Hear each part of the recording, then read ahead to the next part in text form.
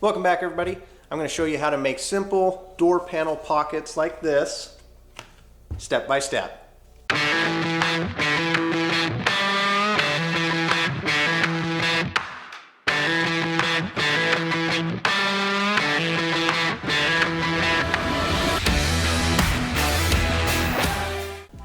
So we started out with a door panel pocket similar to this, pretty baggy. It always seems to just kind of collect dirt. It never kind of sat like that. After time, with it just being a vinyl backer like this, there's not a whole lot of support. So what we're going to do is we're going to make this out of an ABS plastic. Then it just kind of has a nice little elastic side there that, if you want to slide your phone or piece of paper or something like that in there, you can. And it still looks nice. It's a nice hard finish. Then we'll even show you how we made these little billet badges for the handles, or fake handles, I guess. Starting out, this is the pocket that I'm trying to mimic to replace the door panel pockets on an older Suburban. To do this, we cut out 3 pieces. I used ABS plastic, but you can use the black and tan board or waterproof cardboard that you use for door panels. You'll want a back piece, you'll need a face piece, and then another piece that goes on the face that hides the staples. Next, we're going to grab our 1-inch elastic band and make a mark on the rearmost piece. And what we're going to end up doing is grinding a little indentation with an air grinder like this. And the purpose of this is so when the pocket is mounted, that elastic band doesn't stick out past the rest of the material. You don't want that to snag or anything like that. It's just a lot cleaner finished look. Next, we move over to our vinyl, leather, whatever you're going to end up using to wrap this. Kind of cut them a little bit big because we're going to have to wrap it around on the other side. Now, I use a Wellwood 2-part contact adhesive. I'm using it for convertible tops, pretty much the industry standard. And we spray both the vinyl and the plastic. Since it is a contact adhesive, you kind of want it to tack up, dry a little bit before you go ahead and stick it. Otherwise, you'll get some kind of bubbling action going on. And then we'll repeat that step on the other 2 pieces. Once you glue the face and you're moving over to the back side, the corners kind of get tricky on a hard 90. So I use this hook tool. And what I end up doing is I pull that corner over instead of making little darts, because if you just fold that over into a 90 and then cut it, you have like little pointy corners, where this using a pick tool like this helps pull the material around, and then you don't have that dart. I use a CA glue, a super glue, and really make sure that those corners will never come undone, and see it's just a lot cleaner finished look on the face of your product.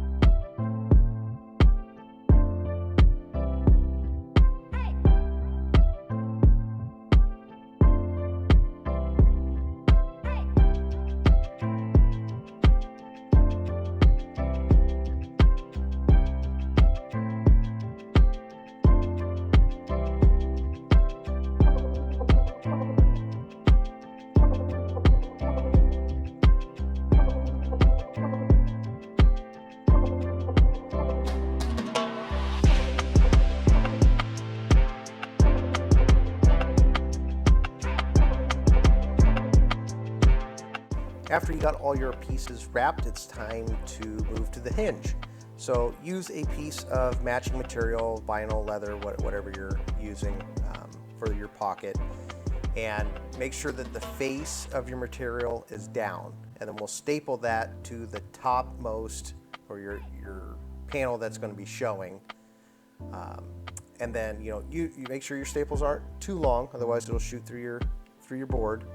And fold over your edges so you don't have that white or whatever the backing is showing. Next, we'll take our 1-inch Velcro and staple that to your middle piece. Make sure you line that up with the grooves that you ground in to the sides. And we staple this to the middle piece and not the face because we want to make sure that you don't see that elastic band when the lid is closed. So to bond these two, the face piece and your middle piece, you can use a CA glue, you can use panel bond, whatever you're comfortable with. CA glue is just a little bit faster because you just put a couple globs down, spray your kicker, and then it's set in a couple minutes.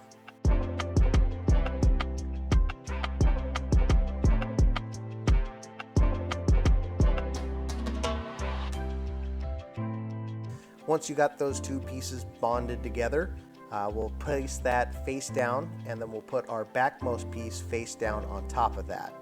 Then grab your hinge piece, the extra material that we had, and fold that over to the back side of your backmost piece. Run a line of staples across it, and then trim off the extra material.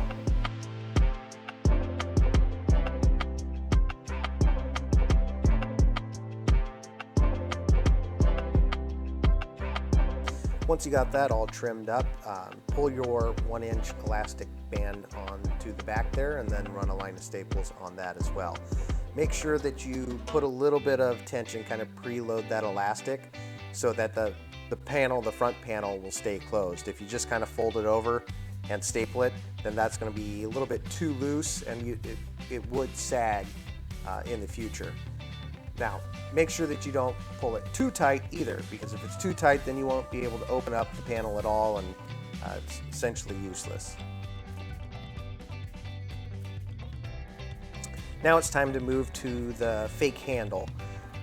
For this, I used a 1/4-inch piece of aluminum scrap that you can get at any metal shop. Usually they'll just give it to you. It's in their junk bin. They're not going to use it anyway.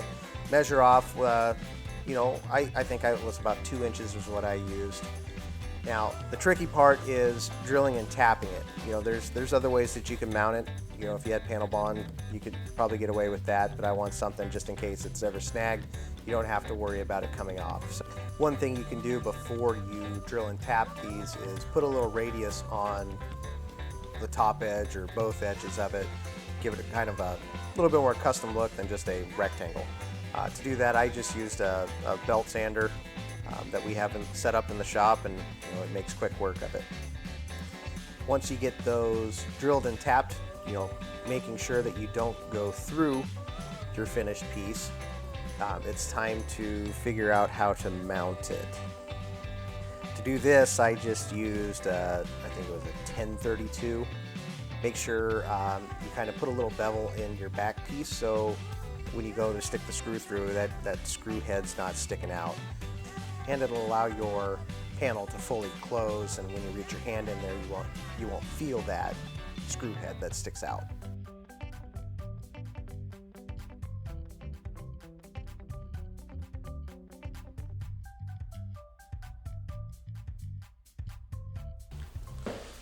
All right, guys, and just like that, that's how we make these nice little door panel pockets. If you found this useful, hit like and subscribe, and we'll see you next time.